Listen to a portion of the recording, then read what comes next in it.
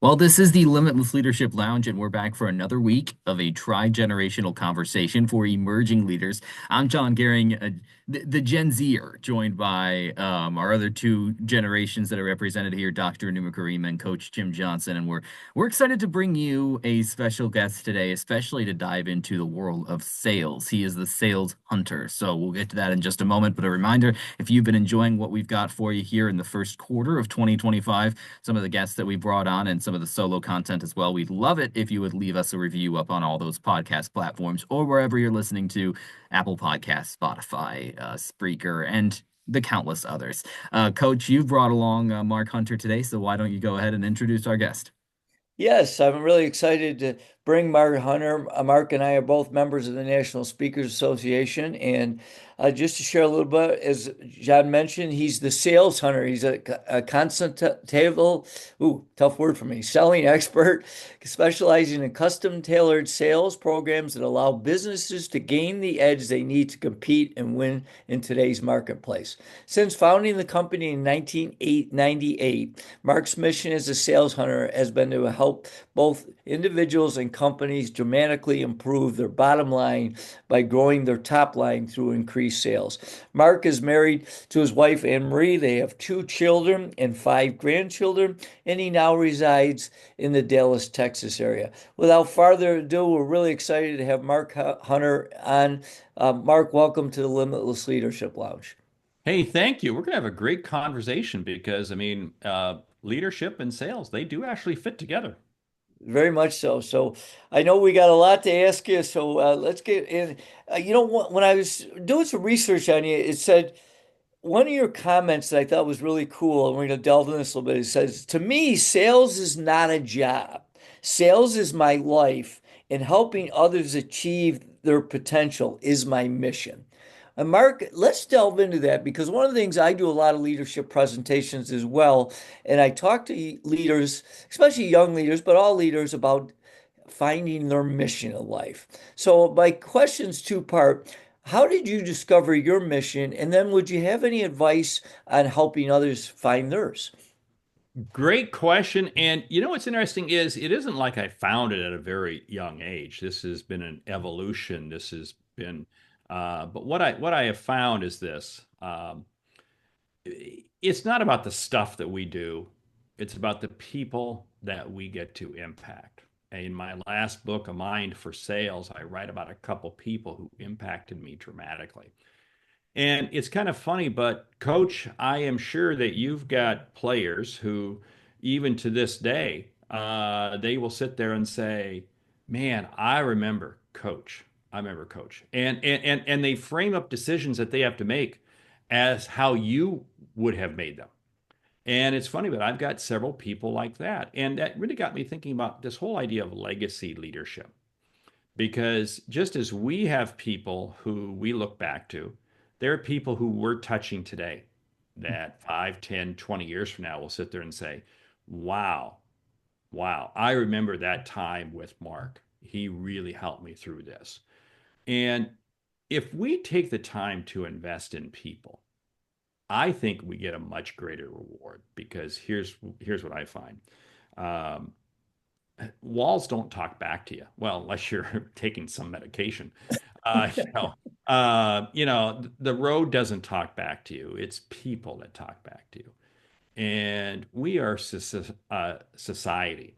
And the more communication we have, the more meaningful life becomes. So to me, the mission of being able to impact and influence others is a huge, huge plus. Now, I want to flip that around though, because I want people to influence and impact me. I'm not arrogant. I'm not trying to be arrogant at all. I want to hang out with really smart people, like the three of you here today.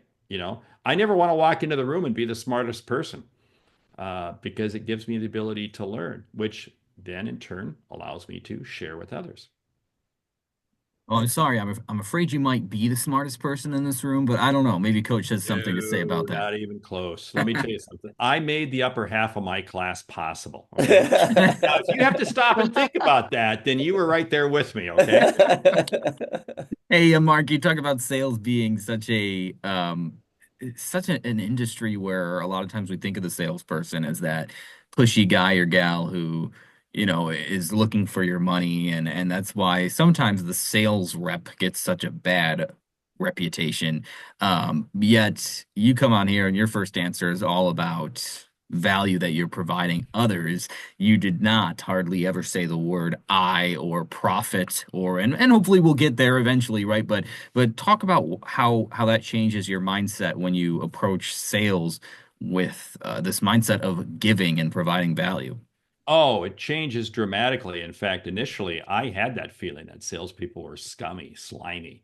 And it's one of the key reasons why I got fired from my first two sales jobs. Yeah, yeah, because I was viewing sales in the wrong manner. It wasn't until my third sales job that my boss sat me down. I still remember the meeting to this day. I mean, I still remember the polyester plaid suit I was wearing. That dates me. Okay.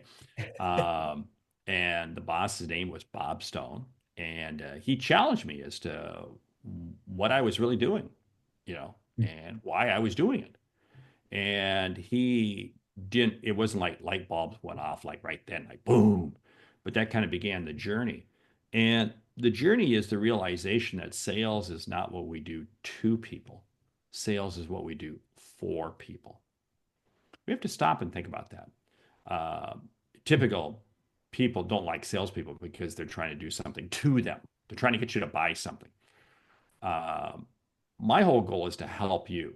My definition of sales, and it's really a definition of leadership, it's to help others see and achieve what they did not think was possible.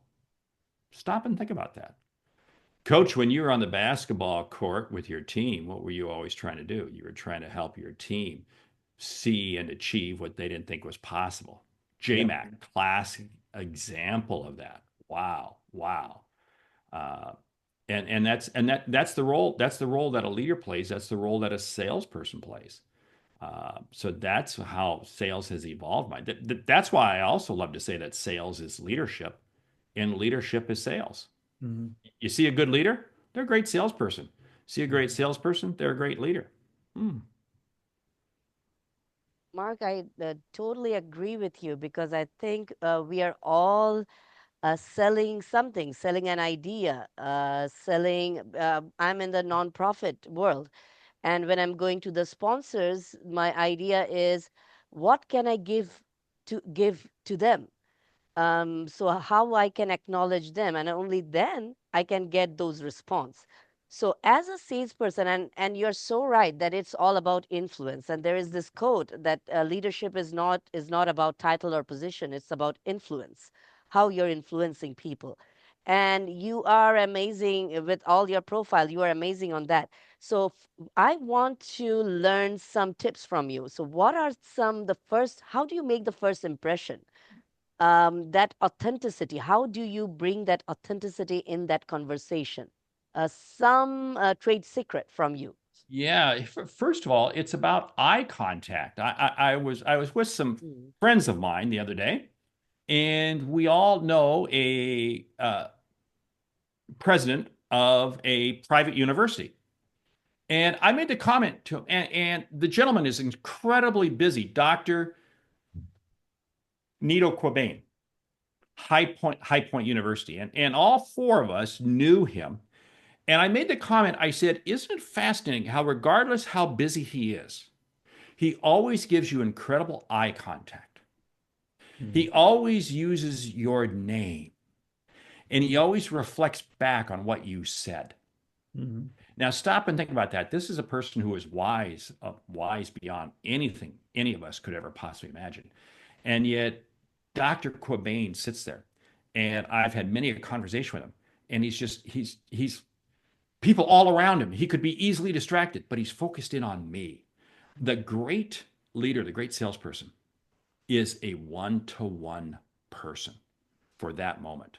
It may not be a long moment, but for that moment, you make that person seem like they're the greatest, most important individual in the world. You do that, and it's amazing at how conversations change. People open up, they share. You want to be able to influence and impact? Boom, you're on your way. Very powerful. And going through your website, Mark, I saw some different uh, areas that you work with, and one of them was goal setting, which I think is so important, as a leader in, obviously setting your own goals, but helping your team set their goals, and the team members have individual goals. Give advice, and when we record this, we're just into 2025. There's so much about goal setting, but give maybe a couple tips to help people being more effective as a goal setter and help others as a leader. Yeah, we put too much emphasis on setting goals. Uh-oh, what did I just blow up? No, no. Here's the thing. See, it's not the goals, it's the activities. I had a football coach tell me one time, national championship coach, sharing me. He says, "You know what? I rarely look at the scoreboard. I rarely, because we have seven metrics that we measure on the field. Mm, And I just know that if we're achieving those metrics, in other words, the plays that they're running, the activities that they're doing, he says, I just know that if we're doing those and doing those properly, we're going to win the game. yeah. You see, what's interesting is you achieve your goals based off of the activities that you do. Mhm. And this is one of the biggest things that a leader can really be focused in on. It's so easy for leaders to sit there and focus in on, well, we got to hit this objective. Hold it. What are the steps we got to do to hit that objective? Let's break those apart. Right. Let's attack those. Let's focus in on those. And that means you as a leader, this is where leadership is modeling behavior. That's really what it is. Mm. And if you expect your people to have goals, if you expect your team to have goals, you better have goals. And oh, by the way, the best way to achieve goals is by having a routine. And if you stop and think about this, anybody who is incredibly successful has a very set routine. I love interviewing top performing salespeople. I mean, the ones who are at the top 1%. Every one of them has a very explicit routine and they don't deviate from it. They just absolutely. I had one share with me. He said, Mark, I lead an incredibly boring life. Because every morning at 9 o'clock, I'm doing this. Every day at 11 o'clock, I'm doing this. Every day at 2 o'clock, I'm doing this. But they're so routine focused. If you think about some of the techniques that are shared in an excellent book, Atomic Habits by James Clear, Mhm. he spells that out. It's those little things that you do every day, every day, every day. And that's the key thing about goal setting. If you're not setting the activities behind the goals, forget the goals. Don't even worry about them because you're not going to achieve them. Yeah. Good Well, point. John, I got to delve in one. sure, then I will follow Really up after that. hit a chord that's really strong that I'm a big believer in. Mark, and I hear all the time, and I've really done a lot of work with this, the bookends of your day, the start of the day and the end of the day. Can you share, because you've worked with a lot of successful and certainly I'm sure some unsuccessful salespeople or leaders, is what are some things that the top people are doing to starting their day and finishing their day? Bookending the day is absolutely critical. You have to have a very set routine from the moment your feet hits the floor. What is your routine? People say, "Well, I have a routine once I get to work." I want to start before that. I mean, what is your routine? I mean, in my life, it's the feet hits the floor. I do look at my phone just to see if there's any emergency emails I got to respond to.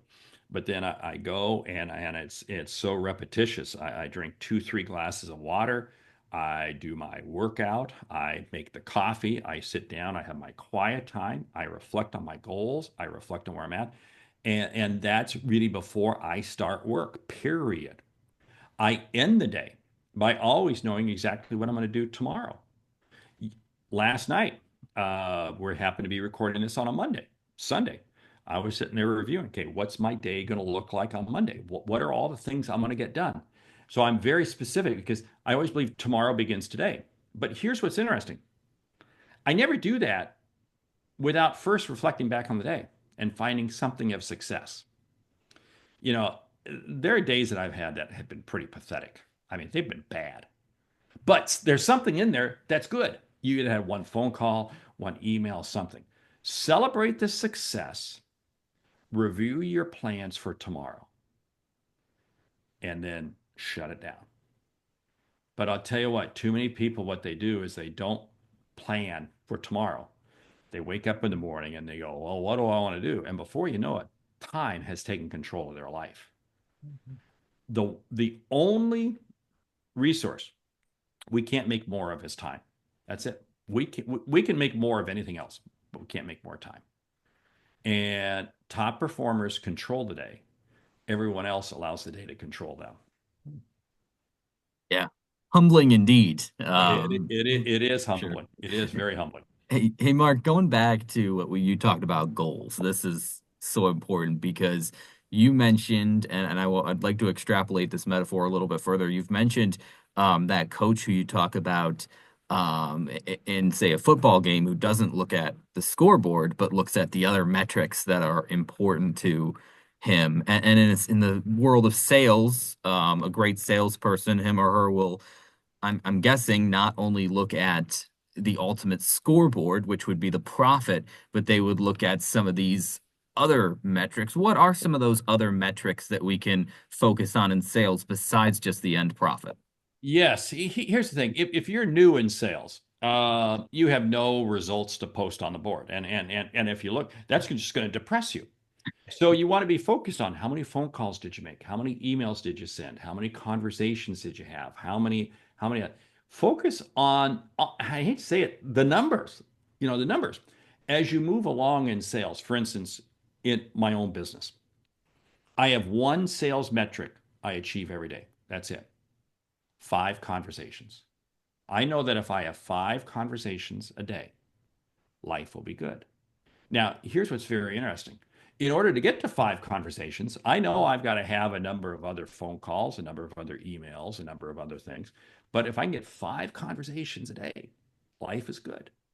See, what I challenge people to do is to take everything you got to do on your plate and simplify it. Life doesn't have to be complicated. Simplify it. So 5 conversations a day. And my definition of a conversation is it's either somebody who can buy for me, somebody who can refer me, or somebody who is buying for me. That's it. That's it. I do 5 of those. And when I'm on a steady stream and I'm doing that, life is good. Life is good. And if I'm not doing that, the calendar begins to show up pretty quickly because I'm not having the business that I need. Mark, I'm curious about like a story that you could share with our listeners on of learning from failure, because I know from sales and from all my friends who are in sales, sometimes they lose their enthusiasm when they are experiencing one failure after another. And many of them just quit the job of sales. So, what would be your advice to those who are ready to give up on sales after experiencing failure? This is going to sound counterintuitive, but you got to take your ego and pride out of it. Now you sit there and say, "Well, Mm, I failed, I failed, I failed. I'm ego. I'm good. I'm good. I'm good. I'm good." But the problem is, then you just become a bulldog. You just become a mm. pit bull, and you're not really listening. And what I say is, take the ego and the pride out of it, and take a step back, and do 3 things. One, in that failure, there was something that went right. There was something that went right. Celebrate what that was. 2, what did you learn from it? In other words, you dissect yourself. In other words, you analyze yourself, but you only do that after you've realized that you did something successful, because otherwise you go into this depression. 3, who's the peer that you can reach out to? Now I'm going to give you a couple suggestions on who the peer is. Everybody needs to have somebody that can come alongside them and help them, coach them, guide them. Uh, Tom Brady, greatest of all time NFL quarterback. And he was known for like what, 7 or 8 different coaches. He had a fitness coach, he had this coach, this coach, this coach. In other words, wait a minute, he's a GOAT, greatest of all time, but he still had that many. Yeah, see, we need people who come alongside of us. This is why I say you need a mastermind group. You need somebody that you can do. It's not your mother. It's not your mother. Too many times what happens is Mm. salespeople sit there, or anybody, you have a bad day and you call your mother and your mother just gives you sympathy. Oh, you're so good. Oh, you're so good. Come on over to the house tonight and I'll make spaghetti dinner. No, I'm sorry. It's not the spaghetti dinner, okay? Come on. I mean, you got to get somebody who's going to give you some advice and kind of say, Mm. hey, this is what you got to do. Yeah. Hey, Mark, And Mark, I think, go ahead. sorry, Coach, I'm just going to point out, just mentioned you got to listen. So I think as a salesperson and as a leader, active listening is one of the major skills that the leaders and the salespeople should have. It's not just talking, but also able to listen. That is so spot on. And it's just, you know what? People love to be heard. You're talking to somebody, just listen. And it's amazing what you can learn. Yeah. Yeah, I Mm. got to do it. Side note, real quick. It is amazing how top performing people never view any activity they're about to do as something they can't learn from. Mm. Mm. I have watched top performers walk into a meeting and they're going to learn something from it. Average people, there's nothing to learn here. There's nothing to learn here. There's Mm. nothing to learn. True. See, they shut themselves down. See, the top performer is always eager to learn. Wow. Hmm. Mm. There's a trait to model. That Yeah. is so true because I feel like many people will come from the meeting. Oh, I haven't learned anything from there, and I'm bored. But one thing I'm grateful that I'm never bored in a meeting, even when people are identifying, because I know that even there, if there is one person who he or she added some value and I learned something, so I keep my radar open to catch all those moments from where we can learn and Yeah. grow. Well said. Well, Mark, how about this transition? Maybe you could tell us a story of a client you worked with.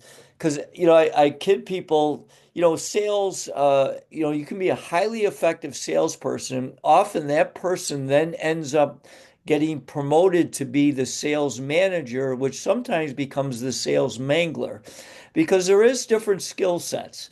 So, could you maybe share a story of when you worked with somebody that got into the sales leadership? And how they didn't do so well, and maybe how you helped them turn that around. Well, yeah, this is what's so interesting. Two examples I love to use um, from the halls of the basketball court. Larry Bird, phenomenal basketball player. Remember, he tried to coach the Indiana Pacers. Didn't work too well. Did not work at all. Michael Jordan, he even tried to coach the Charlotte Hornets for a brief time. Did not work well. See, what's very interesting is uh, people who really know how to do things well just have this innate sense. Just go out and do it. Just go out and do it. They just do it. The greatest coaches, the greatest individuals are ones who can, wait a minute, break it down and put themselves into their shoes. Here's what I've found is, yeah, a lot of times the top performing person becomes the manager. And within a few months, the wheels have come off the cart. Here's what you gotta do. I say, you know what? I wanna I, I want to demonstrate to you that you do need a big ego. And I'm saying this right to that person. You need a big ego. And their eyes light up there. Yeah, ego, ego. And I go, I'm sorry. I'm sorry. The definition is EGO, empowering greater outcomes. Mm. Because, and what I do is I say, your whole objective is this. Your whole objective is to do one thing. What will your people do without you? What will they do without you? Because too many times that person, they want to be involved in every sale. They want to be in every deal. They want to be involved in every conversation. And I say, your objective is to put that aside, ego, empowering greater outcomes. Because you want your people to be able to do these actions without you. And the mark of a good leader is what occurs when they're not around. The mark of a good leader is what happens after they leave. The mark of a good leader is where do those people go to? Where do those people go? In other words, uh, if they're not moving on to greater positions than you as a leader. So I mean, it isn't like there's a specific boom, boom, boom, boom, boom. They got to get this mindset that it's about the people you're developing. and just slow it down and put themselves into their shoes. And I mean that's the only way that I've ever found. So Then I Mark, go back to their manager and say, "Okay, you did a really a bad job of promoting that person." So anyway, that's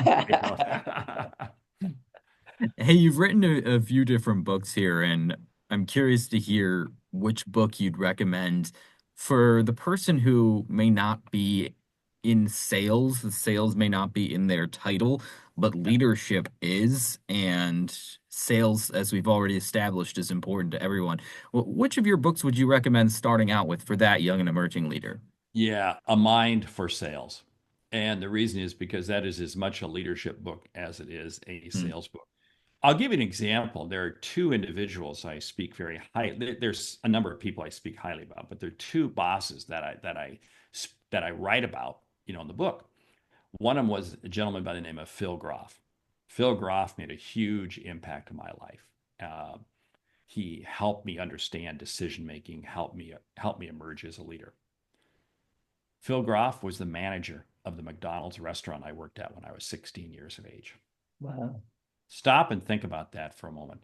Now, Phil Groff did not come into work and say, "Wow, I'm going to develop Mark Hunter so he can be a great leader." No. Phil came to work every day just to run the McDonald's, just to take care of the customers that were going to be coming in. Just he was just doing his job. He was just doing his job. But stop and think about this. He didn't realize it, but the impact he was having on me. See, this is that legacy leadership. So I share it in the book of Mind for Sales because that's really what it is. It's this innate ability to um, realize that the power that you have is not in what you make or what you sell, McDonald's hamburgers, Big Macs, uh, but the power is in the people that you have the privilege of interacting with, whether they be employees, whether they be customers. And I saw this every day with Phil, and I'm 16 years of age. Whoa, whoa, wow, yeah, game changer. And you So said there true. was a And second person. You said Phil, and then Yeah, yeah. The second person was a gentleman by the name of John Canavan, and I'll tell you a quick story about him. please. Um, I had him as a sales manager, and he was just I just idolized him because hey, he had a routine. He was in the company fitness center every morning at 6 a.m. He just had this absolute explicit routine. And what was amazing is he had this amazing ability to stay calm under pressure, just remain calm. And critical decision to be made, and he was there, and he was always elevating his people. And if I needed to be chewed out, pull me aside, just where it hit home was he invited us, all of his team, over to his house for for a Christmas party one year. We walk in and there's a piano playing in the background. We had only known a little bit about his kids. He had three kids, two daughters and a son. And his son, his son, he said, was the manager of the high school football team, which I found kind of interesting because John played college football. It was interesting. John's son was a challenged child. John's son had some extreme difficulties. And here he was playing the piano unbelievably well. And I made the comment to his wife. I said, John has poured hundreds and thousands of hours into his son to help him play the piano. And when I hear that story, when I still remember that to this day, it just moves you because here is a gentleman who is a rock at work. And he's absolutely influenced by the way he went one-on-one with his son to develop him into what he is today. That's pretty cool. So that's why I mean, John, you can't help but think, wow, that's a guy I want to be like. These two stories are so beautiful, and it reminds me of Daniel Goleman was telling in one of his event on emotional intelligence. He was telling a story on how a bus driver in New York City was influencing and making a difference in the lives of his passenger by just whenever you get into the bus, it they he made their day. How are you? Are you looking for this store? You can check that store out. And he was touching everybody's life, and everybody wanted to be in that bus. So you don't need to have those position as a leader, but everyday leadership matters. That is so spot on. I mean, And it's the Chick-fil-A factor, right? I mean, you can't help but walk right. into a Chick-fil-A and not walk out a different person. There's another story I share in my book, A Mind for Sales, and it's a direct result of my interaction with John Canavan and Phil Groff.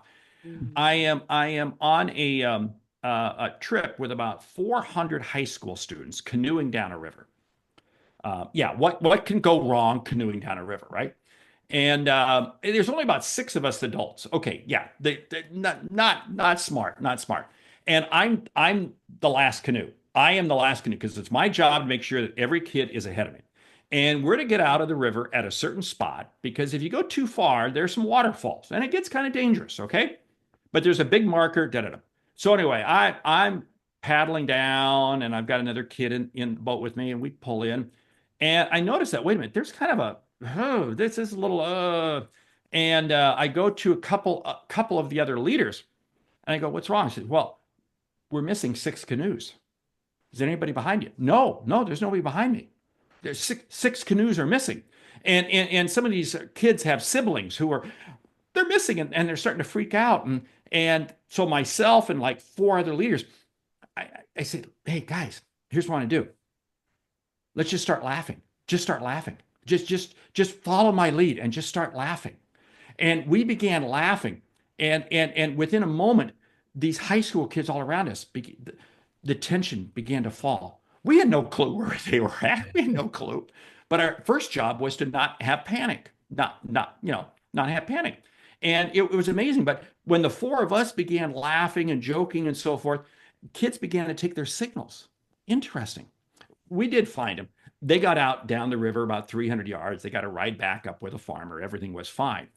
But it was just one of those experiences that I call back to how John would handle difficult situations. Just remain calm, defuse the situation. Life will be good. Shows that you are such a great leader because you know that from a panic state of mind you cannot think or you cannot make decision. And often we see our politicians are always creating panic situation, and we are not able to grow from those scenarios. So it is so much needed to create that calmness, that state of peace from where we can really transform and grow. So this is amazing. I love this conversation. My last question to you. Um, we are all observing this AI phenomenon, artificial intelligence and everything, and everybody's telling us all the jobs will be gone, we won't need human being anymore. What are your takes on this? Do you think that sales and all these kind of human relationship can be substituted by AI in the future? Well, we don't know where AI is going to go. I mean, I mean, and it's a train we can't stop, so you might as well just embrace it. I Right. mean, but think about this. Over the last 1,000 years, we've heard this time and time again coming out of the industrial age. The buggy whip manufacturer. Oh, buggy whips are going away. Mm. Well, they had to adapt. They now had to make cars. Okay. I mean, again, we are going to find ourselves having to change and having to adapt. That's fine. But here's what I find the level of productivity it's going to enhance us with. If you look at the quality of life today, and again, Bill Gates gives these respective numbers, but the percentage of people who have bad water today versus 25 years ago, absolutely lower. I mean, there's so many from a world standpoint. Quality of life is so much better today on a global perspective. And again, what is that because of? It's because of technology. It's because of just the inherent ability for people to think and develop new ideas and so forth. And again, this is just going to speed this along. So, I mean, I'm incredibly bullish. Again, can't stop it. And that's another thing. Leaders are optimists. Leaders are not pessimists. Nobody wants to follow a pessimist. Hello, excuse me. Hi, I'm a pessimist. You want to follow me? No, I don't, unless I'm another pessimist. You have to be optimistic. And again, this goes back to that whole calm state because it's amazing. Optimists are very calm. Yeah, they can get emotionally up, but they get emotionally up because, hey, you know what? We can do this. We are going to have fun doing this. We're going to accomplish this. We're going to do it together. Thanks, Mark. And Mark, as I wind down my final question, I just want to share my appreciation for your wonderful insights, and you've been a terrific guest for us, and I know our audience will benefit greatly from your insights. So, my final question, going back to your mission, I'm just curious. You talk about people reaching their potential. What does that mean to you? We don't know what our potential is. I mean, we just simply don't. I mean, this is amazing, but it's always much further than you realize.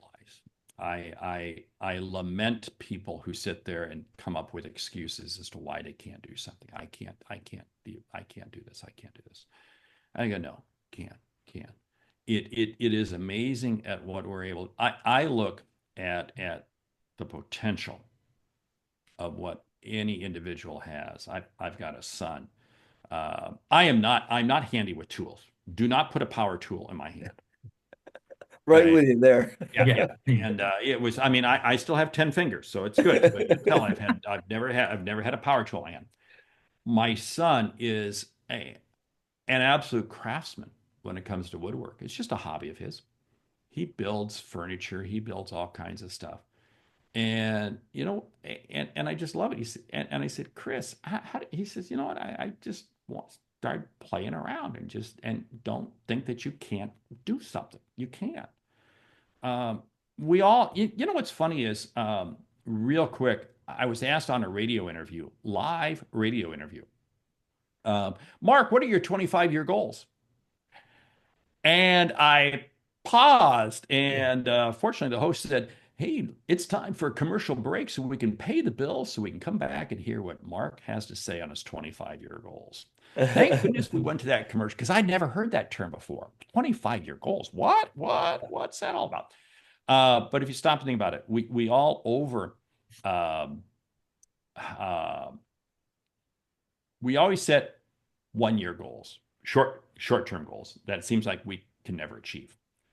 But we underset our 25-year goals. The vast majority of people who set 25-year goals will actually achieve them in 10 to 15 years. Mhm. And it's, again, goes back to Atomic Habits, James Clear. It's just doing those things and associating with the right people. And it's amazing because that's the other. I mean, I'll tell you what, our moms were so smart. Boy, our moms were smart, because they told us, be careful of the friends you choose at school, right? Right? Be careful who you play with on the playground, yada, yada, yada. And so true, because again, who you hang out with, you become the sum of the five people you associate with the most. Jim Rohn first used that line. It's so true. Um, there is no level to the greatness anyone can achieve, period. So bringing this full circle, Mark, my last question for you, because you are the sales hunter, and in sales, they say you have to be a certain type of person. They say you gotta be able to not take things personally and never accept no for an answer. Yet you've come on here and really given us a lot of advice, not only for the salesperson, but for the leader and where the intersection is of both.